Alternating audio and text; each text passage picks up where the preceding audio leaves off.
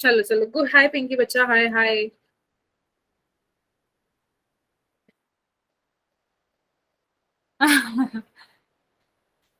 हाँ, नहीं नहीं, no, physics also important, worry not. ठीक है आचल, आपने बता दिया है, मैं आपका ध्यान रखूंगी, इट्स ओके। ठीक है। ओके तनु, ओके, चलो शुरू करते हैं। सो बच्चा पार्टी, डेट है आज, सितंबर भी खत्म हो गया फाइनली। अच्छा सा लग रहा है। तो आज ना हम स्टार्ट कर रहे हैं बायोटेक। क्या स्टार्ट कर रहे हैं हम? बायोटेक्नोलॉजी।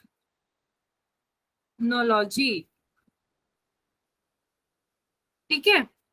जिसके अंदर हमारे ना दो चैप्टर आने वाले हैं। एक प्रिंसिपल आएगा, फिर उसका एप्लीकेशन, कि पहले होता क्या है बायोटेक्नोलॉजी, पहले वो तो जान लो, फिर उसको अप्लाई कर लो। छोटी छोटी सी चीजें हैं। तो हम इस चैप्टर में देखने वाले हैं यार, बायोटेक होता क्या है, क्या नहीं होता है। तो इससे मैं आपको ये भी बता दूं यार, ये बायोटेक सिर्फ चैप्टर पढ़ने से नहीं, इसको रियल लाइफ में अगर आपको अप्लाई करना है ना, तो आप बायोटेक की फील्ड में भी जा सकते हो। आगे आप बायोटेक्नोलॉजी में भी बहुत कुछ कर सकते हो। इंजीनियरिंग, जैसे बायो के बच्चों को अगर इंजीनियरिंग करनी है ना, तो वो बायोटेक्नोलॉजी में होती है। काफी अच्छा स्कोप है। ठीक है। तो आप कर सकते हो इंजीनियरिंग, जैसे किसी को बीटेक करनी है ना, तो बीटेक इन बायोटेक्नोलॉजी, तो आपके नाम के आगे लग जाएगा इंजीनियर। क्लियर है? चलो, इफ्रा, मैं आपकी करा दूंगी। मैं सोच रही हूँ आप लोगों के एग्जाम्स है, तो मैं सोच रही हूँ अब ना आप लोग रेडी रहना, मैं आप लोगों की एक्स्ट्रा क्लासेस कंडक्ट करवाने वाली हूँ। ठीक है। तो अब देखो बायोटेक्नोलॉजी में हो क्या रहा है। सबसे पहले तो ये जानते हैं कि बायोटेक्नोलॉजी है क्या। तो हम इसके बारे में पढ़ेंगे तो बाद में। सबसे पहले इसकी जरूरत क्या पड़ी, हम इसमें क्या करते हैं। देखो क्या होता है, कोई भी एक जिंदा इंसान है, जैसे आज जैसे है ना, क्या नाम है, प्रिया राजपूत है। ठीक है। तो अब एक प्रिया एक जिंदा इंसान है। तो हमने क्या किया, प्रिया को हमने या तो यूज किया कोई भी चीज बनाने के लिए, या फिर प्रिया के अंदर से कोई एंजाइम्स निकाले गए, है ना। और वो एंजाइम्स का क्या इस्तेमाल किया, कोई यूजफुल प्रोडक्ट बनाने में। वैसे हम ह्यूमंस को इतना यूज नहीं करते हैं, वो तो हम बाद में पढ़ेंगे कहाँ कहाँ पे। पर जैसे कोई भी ऑर्गेनिज्म है, लिविंग ऑर्गेनिज्म है, हमने एज इट इज या तो उसको पूरा यूज कर लिया है, या फिर उसके अंदर से हमने एंजाइम्स निकाल ली है, कुछ कुछ एंजाइम्स निकाल लिए हैं, और उससे कुछ कुछ प्रोडक्ट बना दिए जो इंसान के काम के हैं। अब मैम वो कुछ कुछ यूजफुल प्रोडक्ट क्या है? अरे जैसे आप वो खाते हो दही, ब्रेड, और ये सारी जो चीजें हैं, ये इंसान के काम की है। तो मतलब जैसे ब्रेड होता है, ब्रेड को फ्लफी बनाने के लिए आपको कुछ एंजाइम डालना पड़ता है, वो लोग बनाते हैं। ठीक है। कर्ड, कर्ड में आपने देखा होगा दही कैसे बनाती है मम्मी आपके घर में। मम्मी नहीं बोलती कि बेटा एक चम्मच जामुन लेकर आना, फिर उसको है ना दूध के अंदर डालती है, पूरा दूध है ना ग्लास से भर के वो दही बन जाता है। तो उस एक चम्मच में ऐसा क्या है, उस एक चम्मच में बेटा एक ऐसे एंजाइम है जो पूरे दूध को ना दही बना देंगे। तो मम्मी घर में रहते हुए ना आपकी बायोटेक्नोलॉजी कर जा रही है, और आपको पता भी नहीं है कि आपकी मम्मी कितनी बड़ी इंजीनियर है। ठीक है। हाँ। तो आपकी मम्मी इंजीनियर है, ये अभी आपको पता पड़ रहा है। ठीक है। अब देखो, तो बायोटेक्नोलॉजी में क्या होता है, यूज लाइव ऑर्गेनिज्म और एंजाइम्स फ्रॉम ऑर्गेनिज्म। ठीक है। और इससे हम क्या बनाते हैं, यूजफुल प्रोडक्ट बनाते हैं हम, टू प्रोड्यूस यूजफुल प्रोडक्ट्स। अब ये यूजफुल प्रोडक्ट्स कौन कौन से हैं, ये यूजफुल प्रोडक्ट्स हैं, एग्जाम्पल हम ले तो कर्ड हो गया, जो आप लोगों की मम्मा बनाती है, ब्रेड हो गया। ह्यूमन में बात करें तो यार आपने सुना होगा इन विट्रो फर्टिलाइजेशन होता है। ठीक है। इन विट्रो फर्टिलाइजेशन मतलब जिसके अंदर वो टेस्ट ट्यूब बेबी नहीं करते अपन, टेस्ट ट्यूब बेबी की एग ले लिया और स्पर्म ले लिया, उसको बाहर बाहर अपन है ना एक उसके अंदर सब कुछ एक ट्यूब के अंदर सारा प्रोसेस करते हैं एक बेबी बनाने के लिए, तो वो चीज है ना।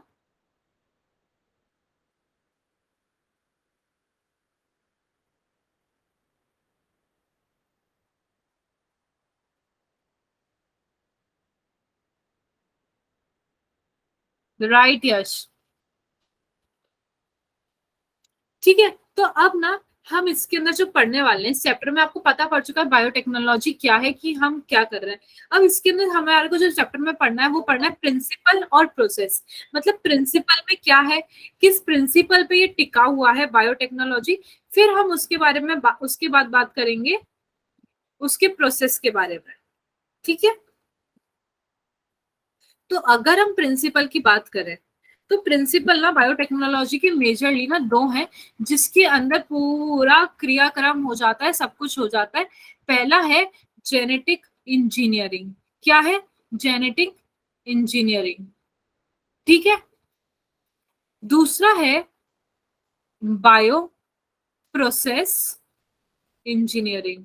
दो तरह की इंजीनियरिंग याद रखो यार, बायो प्रोसेस और जेनेटिक। ठीक है, तो अब देखो जेनेटिक इंजीनियरिंग में क्या हो रहा है। ठीक है, जेनेटिक इंजीनियरिंग में ये हो रहा है alter chemistry of genetic material. Genetic material बोले तो, जेनेटिक मटेरियल बोले तो डीएनए या आरएनए का। ठीक है, अब क्या होता है जेनेटिक इंजीनियरिंग में, सुनो देखो, कोई भी डीएनए या आरएनए है, उसका क्या किया हमने, केमिस्ट्री चेंज कर दिया उसका। हमने केमिस्ट्री चेंज करने के बाद क्या किया, एक होस्ट में डाला हमने उसको। तो हमने उसको होस्ट में ले जाके डाला। लेट से हमने क्या किया, एक डीएनए उसको केमिकली चेंज किया, फिर हमने उसको होस्ट, लेट से हमारा होस्ट है अंजलि, हमने उस डीएनए को डाला अंजलि के अंदर। तो जब वो डीएनए अंजलि के अंदर हमने डाला है, तो अंजलि के अंदर कुछ चेंजेस आएंगे फिनोटिपिक। ठीक है, जो हमें चाहिए थे। तो हम ऐसे जो काम कराने हैं, हमें फिनोटिपिक चेंजेस कराने हैं, वो आ जाते हैं हमारे जेनेटिक इंजीनियरिंग में। क्लियर है सबको कि कैसे एक डीएनए को अंजलि में डाला जा रहा है और अंजलि के फिनोटाइप को चेंज किया जा रहा है। ये जो चीज है वो है genetic engineering, change phenotype of host.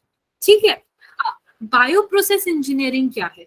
ठीक है, बायो प्रोसेस इंजीनियरिंग ये है कि कोई स्टेराइल इन्वायरमेंट क्रिएट किया गया है। क्यों एक स्टेराइल इन्वायरमेंट क्रिएट किया गया है?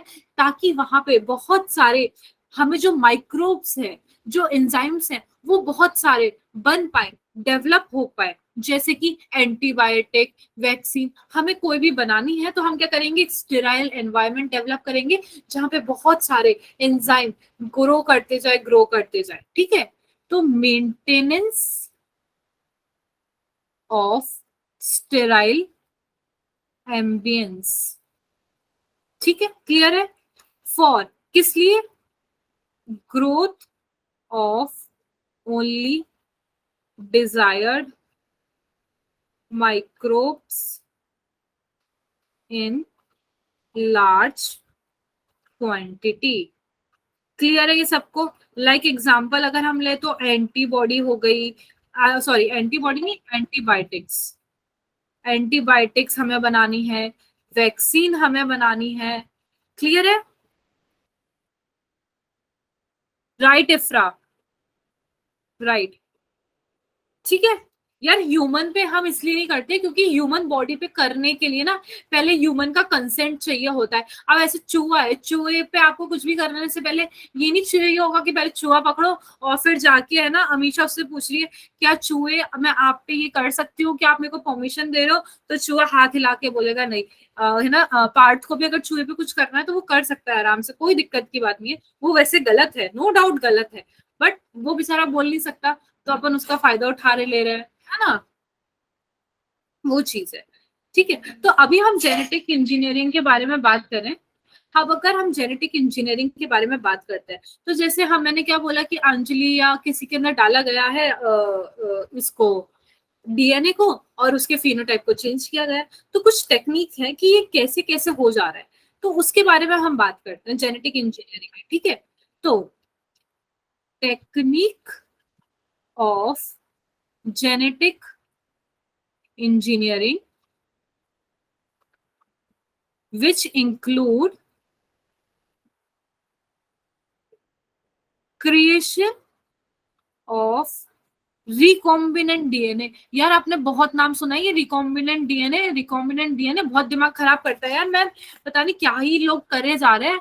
तो देखो रिकॉम्बिनेंट डीएनए ना, इसके अंदर पता नहीं बहुत इजी है, बहुत इजी है। इसके अंदर आपने कुछ चीज सुनी होगी, ये ना दो तरह से होता है, इसके अंदर दो स्टेप याद रख लो यार, जीन क्लोनिंग होती है और जीन का ट्रांसफर होता है। अभी हम इसको डिटेल में पढ़ लेंगे, टेंशन नहीं, एकदम अच्छे से समझा दूंगी, ठीक है।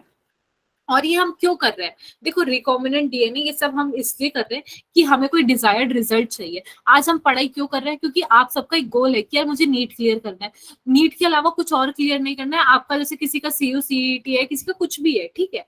तो मतलब हमने फिक्स कर लिया हमें वही चाहिए, वैसे ही हम जो डिजायर्ड रिजल्ट है हम उसी हिसाब से ये सारा प्रोसेस करवाते हैं, ठीक है, क्लियर है। और हमें एक्स्ट्रा कोई है ना क्या नाम है इधर उधर के जीन नहीं चाहिए, तो हम एक प्रॉपर, जो हमें प्रॉपर रिजल्ट चाहिए हम उसी के हिसाब से करने के लिए पूरा प्रोसेस कर ले रहे हैं, ठीक है। अब देखो क्या होता है, क्रोमोसोम के बारे में आपको पता है क्या होता है, क्रोमोसोम होता है, उसके अंदर डीएनए की सीक्वेंस होती है, कोई भी क्रोमोसोम है उस पर डीएनए की सीक्वेंस है। और हमने लास्ट चैप्टर में पढ़ लिया था ओरिजिन ऑफ रेप्लिकेशन, या जहाँ पे वो पॉइंट जैसे पूरा रेप्लिकेशन का प्रोसेस शुरू होता है, ठीक है। तो अब क्या होता है, इन chromosome there is specific DNA sequence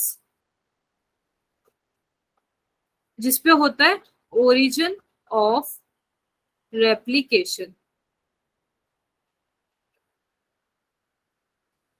तो अब क्या होता है, कोई भी जो डीएनए का पीस मैंने बताया, अब इसको है ना मल्टीप्लाई होना है, ठीक है, बढ़ना है, ठीक है, कोई भी ऑर्गेनिज्म के अंदर, तो इसको ना ये जो ओरिजिन ऑफ रेप्लिकेशन है इसका पार्ट बनना पड़ेगा, क्या, इसका पार्ट बनना पड़ेगा, क्लियर है सबको। सो आगे वाले में लिखती हूँ, therefore for multiplication of any thin piece of DNA in an organism,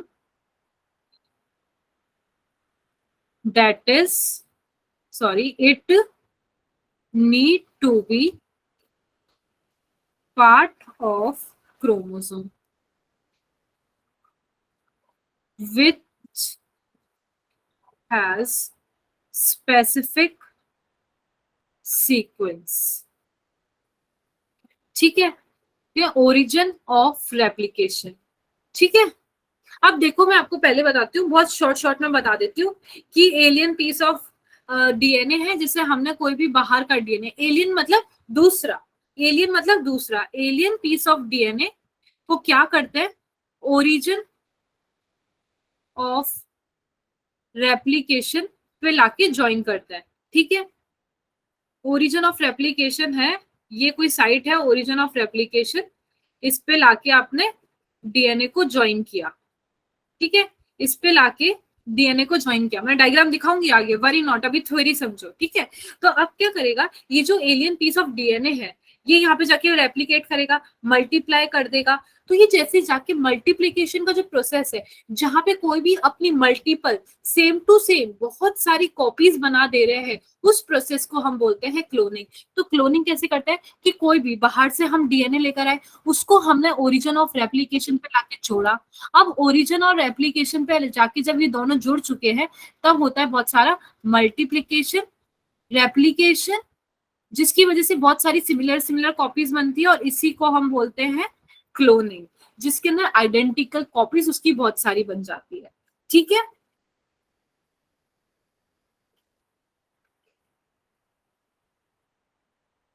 okay Sakshi, okay okay, you can, Sakshi you can.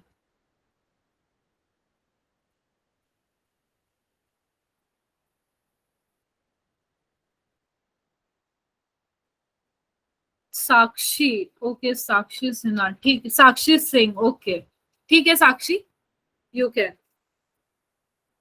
है ना।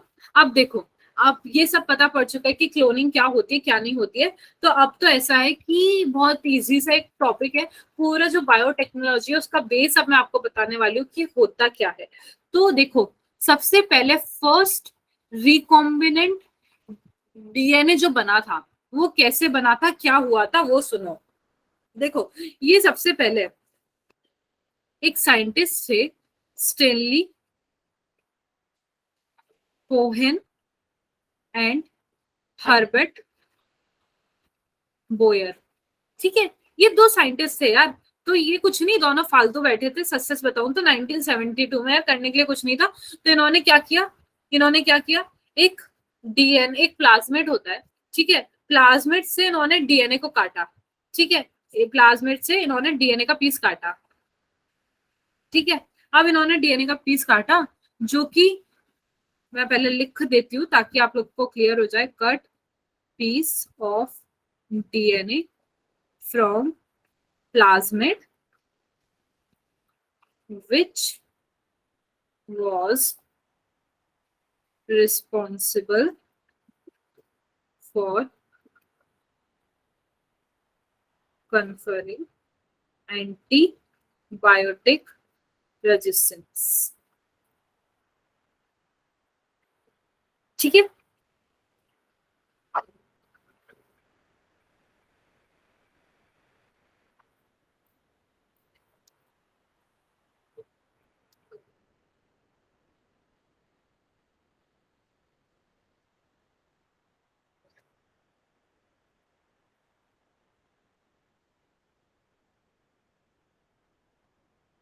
समझ आ रहा है मैं क्या लिख रही हूँ?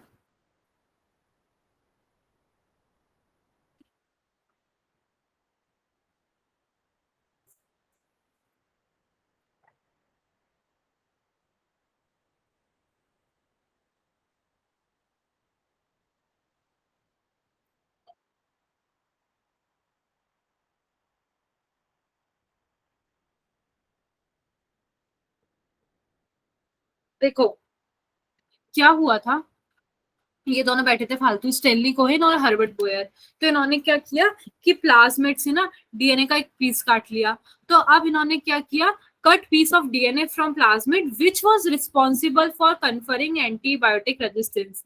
अब जो वो डीएनए था, वो छोटू सा जो पीस था ना डीएनए का, वो किसके लिए रिस्पॉन्सिबल था, एंटीबायोटिक रेजिस्टेंस प्रोवाइड करवाने के लिए। किसके लिए रिस्पॉन्सिबल था, एंटीबायोटिक रेजिस्टेंस प्रोवाइड करवाता था। तब इन्होंने क्या किया कि इन्होंने डीएनए को और प्लाज्मिड डीएनए को जोड़ दिया, डीएनए को और प्लाज्मिड डीएनए को जोड़ा।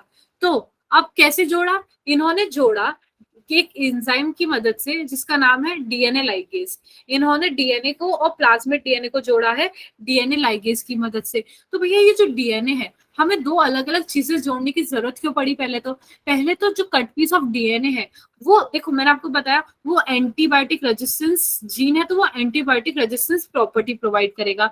और जो प्लाज्मिड डीएनए वो क्या करता है, वो वेक्टर की तरह काम करता है, कि मतलब ये प्लाज्मिड डीएनए इसके ऊपर बैठ के डीएनए जाएगा होस्ट के अंदर। क्लियर है सबको? अब मैंने क्या बोला कि ये जो डीएनए है, इस डीएनए को जब काटा गया, कट पीस ऑफ डीएनए, तो कैसे काटा, कोई स्केची लेकर आया? नहीं।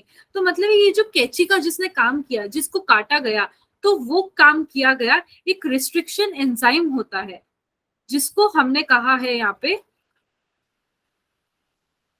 रिस्ट्रिक्शन एंजाइम, जो मॉलिक्यूलर सीजर का काम करता है।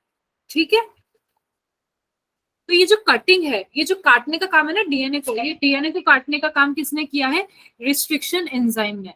ठीक है, और फिर इन दोनों को काटा, जोड़ने का काम डीएनए लाइगेज करेगा। क्लियर है सबको यहाँ तक? यहाँ तक तो किसी को कोई कंफ्यूजन नहीं है कि पहले दो चीजों को काटा गया है रिस्ट्रिक्शन एंजाइम से, जोड़ा गया है लाइगेज से। और डीएनए को प्लाज्मिड पे इसलिए जोड़ा गया है क्योंकि DNA antibiotic resistance property provide करवाता है और प्लाज्मिड वेक्टर की तरह काम करता है। ठीक है,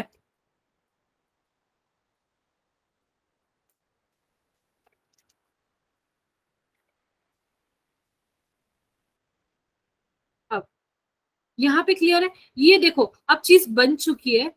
तो ये जो न्यू कॉम्बिनेशन जो बना है ना, ये न्यू कॉम्बिनेशन को क्या बोल देंगे हम, combination of circular autonomously replication DNA, जो कि हमने यार बाहर बनाया लैब में, इसलिए हम इसको इन विट्रो बोलते हैं हमने, क्योंकि इसको लैब में बनाया। और इसी को ही हमने नाम दिया है रिकॉम्बिनेंट डीएनए। ये जो हमने बनाया है ना डीएनए को काट के प्लाज्मिड पे डाल के, इसी को हमने कहा है रिकॉम्बिनेंट डीएनए। तो अब ये जो डीएनए है, इसको हम क्या करते हैं, होस्ट में तो डालना है, अब बना के इसको खाना खाने के लिए तो छोड़ नहीं देंगे कि इसको बनाया या छोड़ दो। तो ये जो हमने बनाया डीएनए को प्लाज्मिड को जोड़ के, इसको हम क्या करते हैं, ई कोलाई के अंदर ट्रांसफर करते हैं। किसके अंदर ट्रांसफर करते हैं, ई कोलाई के अंदर ट्रांसफर करते हैं। ठीक है, फिर ई कोलाई में ट्रांसफर कर दिया है, जब ये ई कोलाई है, ई कोलाई के अंदर जब इसको ट्रांसफर कर दिया गया है डीएनए प्लस प्लाज्मिड को, तो क्या होगा, रेप्लिकेशन शुरू हो जाएगा यार। ठीक है, और रेप्लिकेशन होगा होस्ट के अंदर ही। होस्ट कौन है, ई कोलाई। और रेप्लिकेशन किसकी मदद से होगा, डीएनए पॉलीमरेज एंजाइम। क्लियर है सबको, रेप्लिकेशन किसकी मदद से होगा, DNA polymerase enzyme. Last class में अपन ने मॉलिक्यूलर बेसिस ऑफ इनहेरिटेंस में ये समझ चुके थे। अब रेप्लिकेशन हो रहा है तो मल्टीपल कॉपीज बनेगी, मेक मल्टीपल कॉपीज, जिसको हमने कहा है क्लोनिंग। क्या कहा है, क्लोनिंग।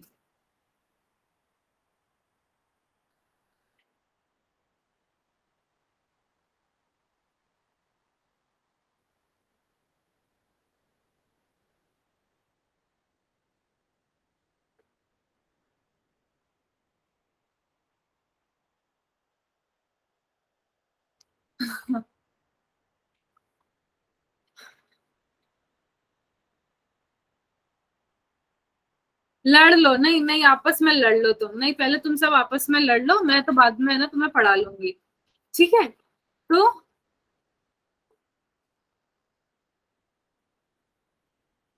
नहीं नहीं नहीं नहीं, लड़ लो आराम से, यही कर लेते हैं पहले अपन, है ना।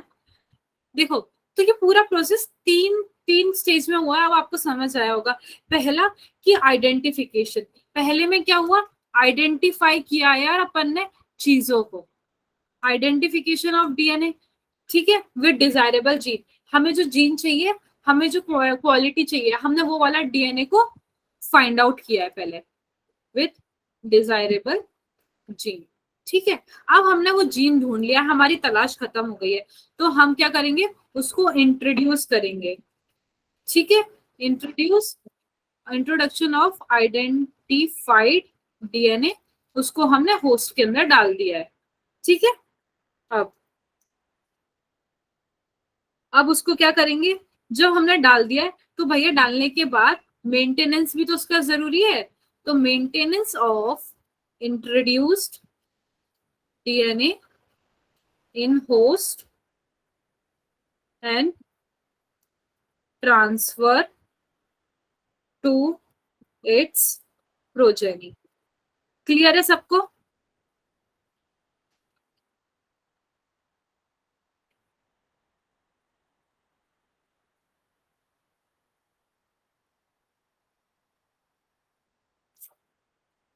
पूरा प्रोसेस समझ आया कि रिकॉम्बिनेंट डीएनए बना कैसे है, आखिर रिकॉम्बिनेंट डीएनए बना कैसे है, किसी को कोई कंफ्यूजन।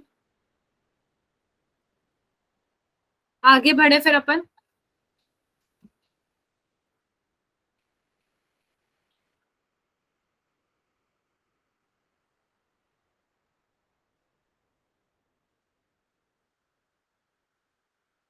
ठीक है, अब देखो, ये सारी चीजें हो गई यार, काट पीट दिया, जोड़ लिया, सब कुछ हो गया। ठीक है, तो इन सारे के अंदर ना बहुत सारे अलग अलग टूल्स लगे यार, अब तोड़ने करने में ना, सब जोड़ने करने में बहुत सारे टूल्स लगते हैं। तो अब ये जो रिकॉम्बिनेंट डीएनए बना है ना, तो इसके अंदर जितने भी टूल्स लगे करे हैं ना, इनके बारे में थोड़ा डिटेल में पढ़ने वाले हैं। ठीक है, तो हम जो सबसे पहले पढ़ने वाले हैं, हम वो पढ़ने वाले हैं रिस्ट्रिक्शन एंजाइम के बारे में। देखो अभी मैंने मेंशन किया था, ये रहा रिस्ट्रिक्शन एंजाइम, जो कैंची का काम करता है, काटने का काम करता है डीएनए को। तो सबसे पहले हम किसके बारे में पढ़ेंगे, रिस्ट्रिक्शन एंजाइम के बारे में। ठीक है, तो रिस्ट्रिक्शन एंजाइम की पहले जो खोज थी, वो ऐसे ही नहीं आ गई थी यार, कोई भी कैंची उठाई और उससे डीएनए को काट दिया, नहीं। 1963 में है ना, दो एंजाइम थे, two enzyme responsible for restricting the growth of bacteriophage in E. coli were isolated. क्या किया, जो दो एंजाइम थे जो ना बैक्टीरियोफेज की जो ग्रोथ थी ई कोलाई में जब हम बैक्टीरियोफेज को डालते थे तो जो उसकी ग्रोथ को रोक रहे थे जो एंजाइम, उनको आइसोलेट किया गया। ठीक है, ठीक है। तो अब वो उनके ना दो काम थे। एक क्या कर रहा था, one of these add methyl group to DNA.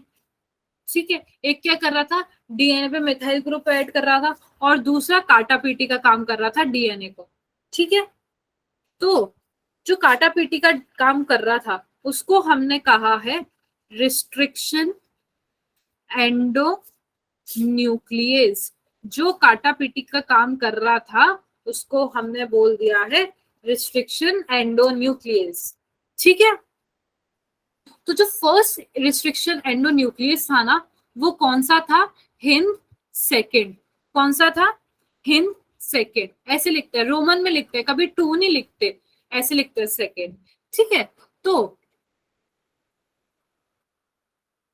अब ये जो ऐसा नहीं है कि चलते फिरते कहीं पे भी काट दिया, पता पड़ा भूमिका का आया रिस्ट्रिक्शन एंडो न्यूक्लियस एंजाइम, भूमिका के हाथ भी काट दिए, पैर भी काट दिए, सर भी काट दिया, सब काट दिया। नहीं, वो पहले एक पर्टिकुलर लोकेशन अपनी डिटेक्ट करेगा भूमिका की कि भैया मुझे भूमिका का सर काटना है, बाल काटना है, हाथ काटना है या पैर काटना है। उसको यार मेरे को भूमिका के बाल पसंद आ रहे हैं, तो उसने क्या किया, एक सीक्वेंस पता की, और वो सीक्वेंस एक स्पेसिफिक है। उस सीक्वेंस को हम बोलते हैं पैलिंड्रोमिक सीक्वेंस। वो सॉरी, पैलिंड्रोमिक सीक्वेंस नहीं कहते, वो सीक्वेंस अलग होती है। पर एक याद रखना, मैं आपको बता रही हूँ, एक सीक्वेंस जो होती है जिसपे जाके वो एक्ट करता है और काटता है, उसको हम बोलते हैं अलग अलग बेस पेयर से बना हुआ। और वो कितने बेस पेयर से बनी होती है वो सीक्वेंस, वो बनी होती है 6 बेस पेयर से। ये याद रखना, 6 बेस पेयर से बनी होती है। ठीक है, तो हिन टू क्या कर रहा है, भूमिका पे एक स्पेसिफिक सीक्वेंस फाइंड कर रहा है, फिर तभी जाके काटेगा। ठीक है,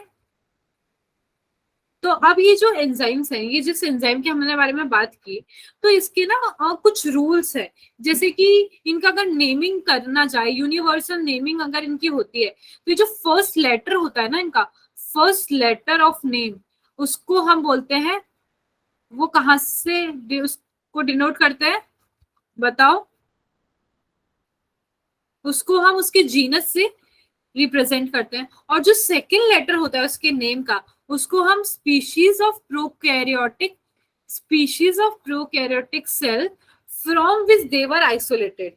ठीक है,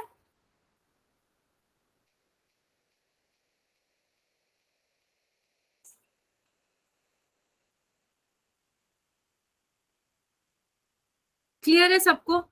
एग्जाम्पल अगर ले हम, तो एग्जाम्पल है इको आर आई, इकोराय।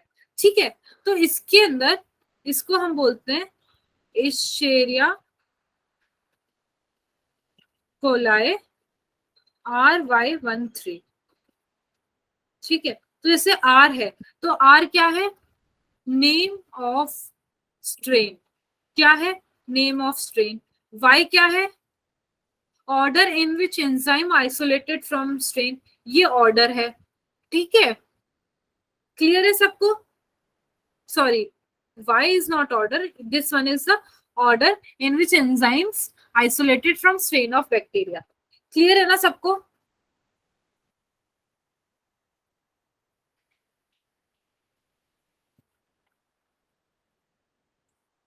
अब आपने एक नाम सुना होगा, न्यूक्लियस नाम सुना होगा। तो न्यूक्लियस कहीं नहीं, वो यहीं से आता है न्यूक्लियस वर्ड, वो है restriction enzyme belong to larger class of enzyme called nuclease. मतलब यार इसका स्टैंडर्ड हाई हो गया, बड़ी बड़ी क्लासेस में जाके जिसका क्लास हाई हो गया, हाई क्लासेस के एंजाइम जहां पे आ जाते हैं रिस्ट्रिक्शन एंजाइम में, उसको हम बोलते हैं न्यूक्लियस। तो न्यूक्लियस कुछ नहीं, बहुत बड़ा आदमी है, न्यूक्लियस बहुत बड़ा आदमी है, यानी रिस्ट्रिक्शन एंजाइम की जो अपर क्लास है वो है न्यूक्लियस। क्लियर है सबको? तो एक न्यूक्लियस है ना, दो टाइप के होता है। कौन से? एक होता है एक्सोन्यूक्लियस और एक होता है एंडोन्यूक्लियस। ठीक है, तो एक्सोन्यूक्लियस क्या करता है? एक्सोन्यूक्लियस का काम है, it will remove nucleotides from ends of DNA. ठीक है, और एंडोन्यूक्लियस क्या करता है? एंडोन्यूक्लियस क्या करता है? Make cut at specific position with in DNA. ठीक है, ये क्या करता है? काटने का काम करता है एक स्पेसिफिक पोजीशन पे। उसके बाद क्या करता है? रिकॉग्नाइज। देखो, एंडोन्यूक्लियस क्या करता है कि कोई भी डीएनए है, ठीक है, डीएनए को जाता है एक स्पेसिफिक लोकेशन, जो उसको पसंद आई वहां पे जाकर उसने उसको काटा। ठीक है, काटा, फिर जो सीक्वेंस है उसको उसने रिकॉग्नाइज किया है। अब वहां पे जाके ना वो बाइंड करेगा। क्या करेगा? बाइंड करेगा। ठीक है, अब बाइंड कर दिया, और ना जैसे जैसे डबल स्ट्रैंड होती है, तो यहाँ से भी काटेगा और यहाँ से भी काटेगा। ऐसा नहीं है सिर्फ एक लोकेशन से काटेगा, ये दोनों लोकेशन पे काटता है। तो क्या करता है? Cut each two double strand of DNA. या पहले रिकॉग्नाइज करेगा, पहले सीक्वेंस जो उसे पसंद आ रही है उसको रिकॉग्नाइज करेगा, वहां पे जाके चिपकेगा, वहां पे चिपकने के बाद काटेगा, और काटेगा किसको? दोनों स्ट्रैंड को काटेगा। ठीक है, तो अभी मैं जो बात कर रही थी पैलिंड्रोमिक सीक्वेंस की, तो वो मैं ये बात कर रही थी, ये जो एंडोन्यूक्लियस है, ठीक है, इसने ना ऐसी हर जगह जाके नहीं काट दिया। मैंने क्या कहा, एक पसंद वाली जगह पे जाके काटेगा। तो जो पसंद वाली जगह है वो है पैलिंड्रोमिक सीक्वेंस। कौन सी सीक्वेंस है? Palindromic nucleotide sequence.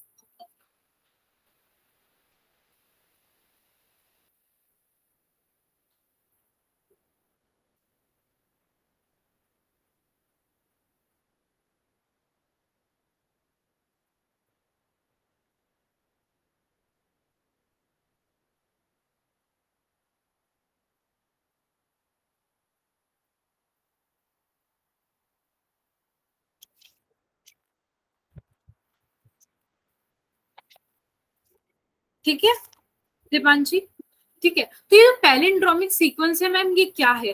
देखो, ये पैलिंड्रोमिक एक ऐसी सीक्वेंस है जिसको आप चाहे आगे से पढ़ो या पीछे से पढ़ो, ठीक है, आप इसको आगे से पढ़ो या पीछे से पढ़ो, ये सेम ही पढ़ने में आएंगे। आप यहाँ से पढ़ोगे तब भी मलयालम पढ़ने में आएगा, और यहाँ से पढ़ोगे तब भी मलयालम पढ़ने में आएगा।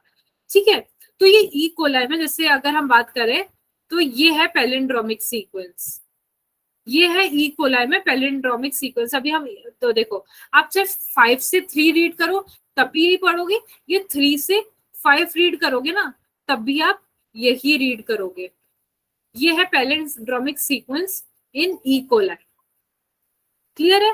तो मतलब ई कोलाई को जब ये सीक्वेंस दिखती है ना, GAATTC, याद रखना, जब ई कोलाई को ये सीक्वेंस दिखती है GAATTC, तब वो जाके उससे चिपकता है, उसको काटता है, और क्या करता है? अपना काम आगे बढ़ाता है। ठीक है, और ना हमेशा एक बात याद रखना, ये जो रिस्ट्रिक्शन एंजाइम है, ये हमेशा ना बीच में से नहीं काटते। ऐसा नहीं बीच में से काट दिया कि यहाँ से काट दिया हो, ऐसा नहीं करते। ये सीक्वेंस को बीच में से नहीं काटते, ये बीच में से ना थोड़ा सा ना साइड में जाके काटते हैं। हमेशा आपने देखा होगा आपकी जो बुक में जो डायग्राम है, वो हमेशा सीक्वेंस को थोड़ा यहाँ से, अभी जैसे मैं आपको दिखाऊं, देखो, ये जो सीक्वेंस को है ना, देखो यहाँ से काटा गया है, सेंटर से नहीं काटा गया है, यहाँ से काटा गया है। क्लियर है? दिख पा रहा है आपको? ठीक है, तो हमेशा थोड़ा साइड से काटेंगे। अब क्या करेगा, जब देखो सीक्वेंस को एक बार यहाँ से काट दिया गया है और यहाँ से काट दिया गया है, एक इसको यहाँ से काट दिया गया, यहाँ से काट दिया गया, तो क्या होता है कि वहां से सिंगल स्ट्रैंडेड उनके पोर्शन लटकने लग जाते हैं।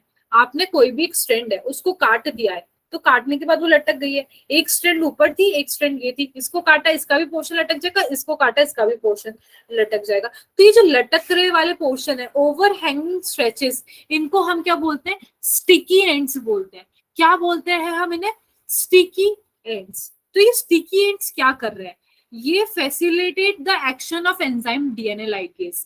क्या करते हैं, जब ये लटक गए, इनको काटा तो ये लटक चुके हैं, अब लटकने के बाद ये क्या करते हैं, ये जो एंजाइम डीएनए लाइगेज है ना, उसका काम इजी करते हैं कि भाई आओ और हमें चिपका दो।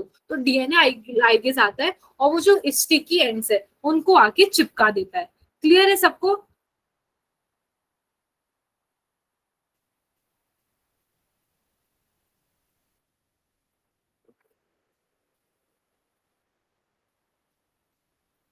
हाँ बेटा, मान्यू वो ब्लंट एंड का भी बाद में आएगा, अभी हम सिर्फ स्टिकी, हाँ आप सही हो बिल्कुल, अभी हम सिर्फ स्टिकी एंड्स की बात कर रहे हैं।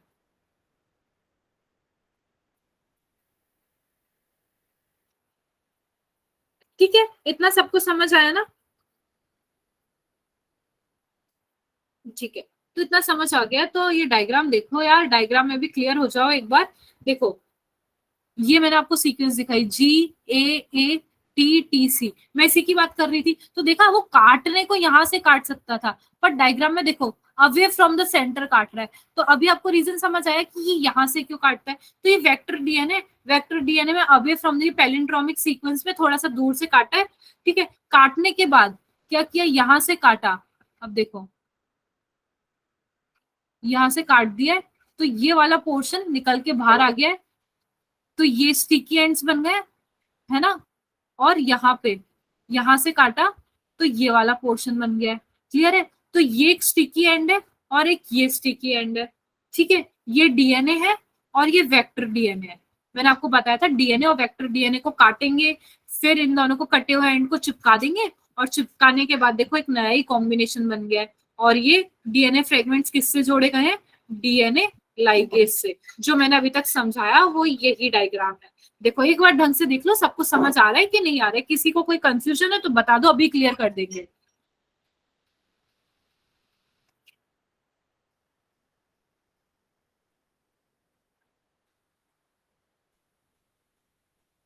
मन्यो मन्यो मन्यो, आपको अनम्यूट, या तो फिर एक काम करते हैं क्लास के बाद करते हैं, क्योंकि अभी फिर उसमें करेंगे ना तो काफी थोड़ा सा टाइम निकल जाएगा। आप जितना भी टाइप कर सकते हो करो, नहीं तो फिर ऐसा होगा ना, थोड़ा डिस्ट्रैक्शन हो जाएगा। तो यार पहले अपन ये टॉपिक कर लेते हैं, फिर मैं आपको मौका दूंगी, ठीक है? ठीक है मन्यो, इफ्रा, अपन ये टॉपिक कर लेते हैं उसके बाद, है ना। नहीं तो जिन बच्चों को समझ आ गया उनका यही रहेगा कि यार मैम क्या एक ही चीज बार बार सुनते रहे, है ना।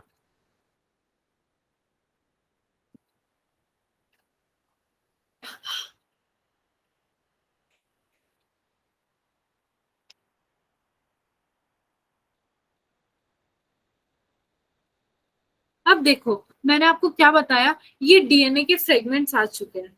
ठीक है, अपन ये पूरा जो नया रिकॉम्बिनेंट डीएनए टेक्नोलॉजी, ये जो आपको डायग्राम सामने दिख रहा है ना, यही इसी को हम कहते हैं रिकॉम्बिनेंट डीएनए टेक्नोलॉजी। ठीक है, ऐसे ही हमने डीएनए को बनाया, एक नया जो डीएनए बनाया। ठीक है, तो अब हम देखते हैं separation and isolation of DNA fragments. ठीक है, तो इसके अंदर,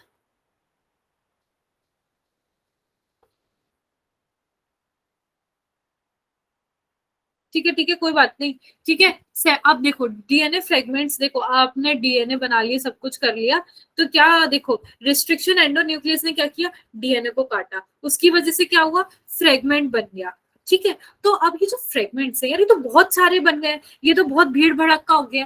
तो अब ये डीएनए को अलग अलग कैसे करें यार, इतने छोटे छोटे डीएनए, इनको हम अलग करते हैं, एक प्रोसेस होता है। कौन सा प्रोसेस होता है, जेल इलेक्ट्रोफोरेसिस।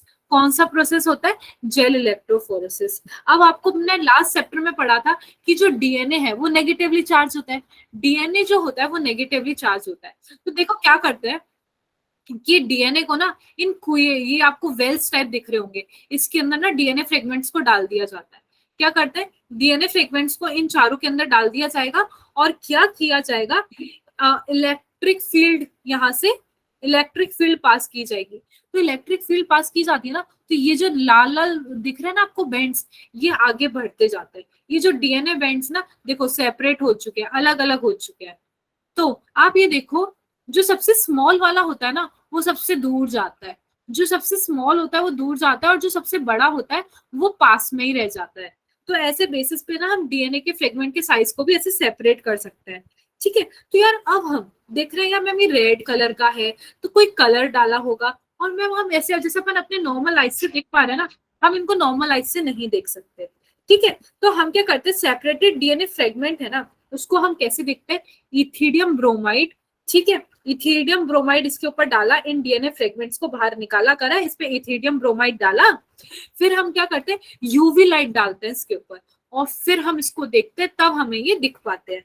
ठीक है, अब हमें दिख पा रहे हैं। अब देख के क्या करें, हम नाचे नहीं। अगर हमें दिख चुके तो हमें इनको बाहर भी निकालना पड़ेगा। तो हम इनको बाहर किस प्रोसेस से निकालेंगे, बाहर निकालने वाले, बाहर निकालने के लिए हम करेंगे प्रोसेस जिसका नाम है इल्यूजन। क्या नाम है, इल्यूजन। ठीक है, तो उसके अंदर क्या करते हैं कि ये जो सेपरेट हो रखे हैं ना डीएनए, इसको हम एगरोस, हाँ इसके अंदर पहले हम एगरोस जेल भी डाल चुके हैं। ठीक है, तो एगरोस जेल से निकालेंगे, एक्सट्रैक्ट करेंगे हम जेल से। और ये जो प्रोसेस है एक्सट्रैक्शन वाला पार्ट है एगरोस जेल से, इसको हम बोलते हैं, इसको हम बोलते हैं इल्यूजन। अब हमने क्या कर दिया, बाहर भी निकाल लिया। ठीक है, अब बाहर निकाल के क्या, गंदे गंदे से डीएनए फ्रेगमेंट हो रखे हैं यार, कितना सब कुछ मिला है, लाल पीले हरे नीले, नहीं अच्छा नहीं लग रहा, जेल लगा हुआ है, तो उसको प्योरीफाई भी करना पड़ता है। तब हम इसे यूज कर पाते हैं रिकॉम्बिनेंट डीएनए टेक्नोलॉजी में, तब हम इस डीएनए के पीस को लेंगे। ऐसा नहीं कि कोई भी डीएनए उठाया या करा, हमने पहले इस डीएनए को यहाँ पे डाला, बड़ा छोटे के हिसाब से हमने उसको बाहर निकाला, एग्रोजेल में पहले उसको डाल के, उसको देख के, इथीडियम ब्रोमाइड डाल के इल्यूजन से बाहर निकाला है। बाहर निकालने के बाद हमने उसको क्या किया है, प्योरीफाई किया है। ठीक है, क्या किया है, प्योरीफाई किया है। तब हम उसको अब जाके यूज करेंगे डीएनए रिकॉम्बिनेंट टेक्नोलॉजी में। और डीएनए रिकॉम्बिनेंट टेक्नोलॉजी में यूज करके वही क्या होगा, डालेंगे, दो को जोड़ेंगे डीएनए फ्रेगमेंट, ये वाला डीएनए फ्रेगमेंट, और फिर वेक्टर ज्वाइन करेंगे। फिर हम इसको किसी के अंदर डाल दिया, लेट से इकोलाई में डाला, इकोलाई में जाके इसकी क्लोनिंग हो जाएगी। क्लियर है सबको, क्लियर है।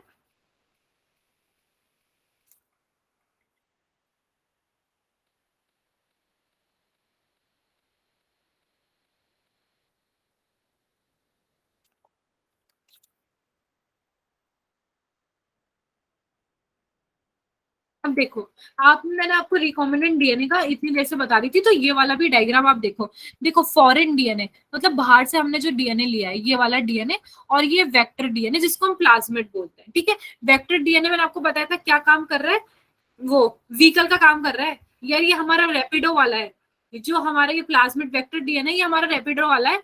और फॉरेन डीएनए अपन है सवारी, और जो हमारे को लेके आके जा रहा है ना, कैब का काम कर रहा है, वो है ये वेक्टर डीएनए। तो हमने कैब वाले पे बैठ गया फॉरेन डीएनए। तो देखो, some restriction enzyme cutting both foreign DNA and vector DNA at specific location. तो देखो रिस्ट्रिक्शन एंजाइम में मैंने क्या बताया, एक पर्टिकुलर लोकेशन पे इनको काट दिया गया है, ये देखो काट दिया गया। और सेम सेम रिस्ट्रिक्शन एंजाइम काटेगा, ऐसा नहीं इसको कोई और काट दे, इसको कोई और काट दे, काट दिया। फिर इनको क्या किया, डीएनए लाइगेज से जोड़ दिया गया। तो आपको दिख रहा है ब्लू कलर का तो फॉरेन डीएनए, और बाकी है वेक्टर डीएनए। तो आप क्या किया, हम जैसे लोग सवारी, हमारी जो सवारी है वो बैठ चुकी है रैपिडो पे, सवारी रैपिडो पे बैठ चुकी है, दोनों तैयार है, दोनों तैयार है डेस्टिनेशन पे जाने के लिए। और उनकी डेस्टिनेशन क्या है, उनकी डेस्टिनेशन है इकोलाई। तो अब रैपिडो वाले ने बैठा ली अपनी सवारी को, और ये पहुंचे हैं इकोलाई के पास। इकोलाई के अंदर फटाफट से घुस गए हैं, और फिर जो पूरा प्रोसेस है आगे का, उसके इकोलाई में जाके जो भी अपन को करवाना है, मल्टीप्लीकेशन करवाना है, डिविजन करवाना है, क्लोनिंग करवानी है, ये सब ऐसे होगा। तो ऐसे याद रखो कि हम सवारी है, रैपिडो वाला आया, हम बैठे रैपिडो पे, और निकल के पहुंच गए हम इकोलाई। इकोलाई हमारी डेस्टिनेशन है। इस वाले बायोटेक्नोलॉजी में अभी के लिए हम इकोलाई ही यूज कर रहे हैं। ठीक है,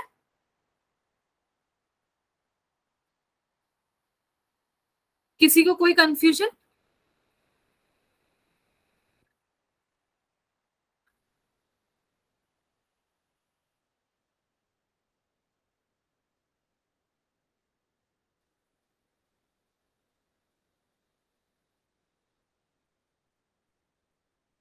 ठीक है, तो ना मैं एक बार स्लाइड्स दिखा दे रही हूँ, बस आज के लिए इतना करते हैं, नहीं तो ओवरडोज हो जाएगा और फिर कल हम बाकी का कर लेंगे।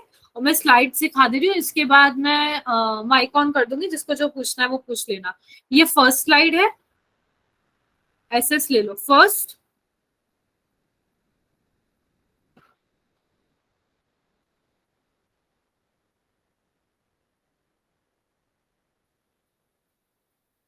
एक second, second, third,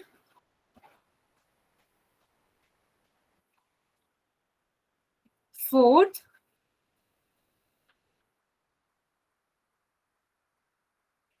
fifth,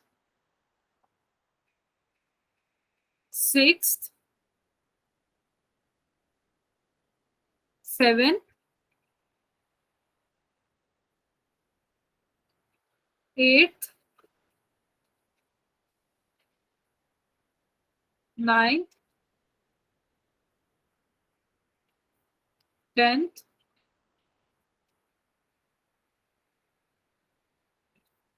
11th, 12th, 13। ठीक है, क्लियर है? यार समीर बेटा एक काम और कर दिया करो, अभी के लिए जैसे जब तक के लिए ना मैं ज्वाइन नहीं कर रही हूँ ना, तो जैसे जब मैं स्लाइड्स दिखा रही हूँ ना, जैसे 1 2 3, तो जैसे आप रिकॉर्ड वगैरह तो कर लेते हो, पर अब तो रिकॉर्डिंग अपलोड है, उसमें तो कोई दिक्कत की बात नहीं है। तो ये जो स्क्रीनशॉट है ना, जिससे आप ले लिया करो और फिर ना इनको ग्रुप में शेयर कर दिया करो। ठीक है ना समीर? इनको ग्रुप में शेयर कर देना सारे बच्चा पार्टी को, ताकि किसी को कोई कंफ्यूजन वगैरह ना रहे। कुछ बच्चे कर पाते हैं, कुछ बच्चे नहीं, तो समीर बेटा ये काम कर देना आप।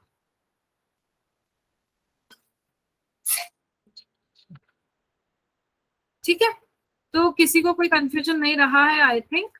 तो मैं अभी क्या, स्टॉप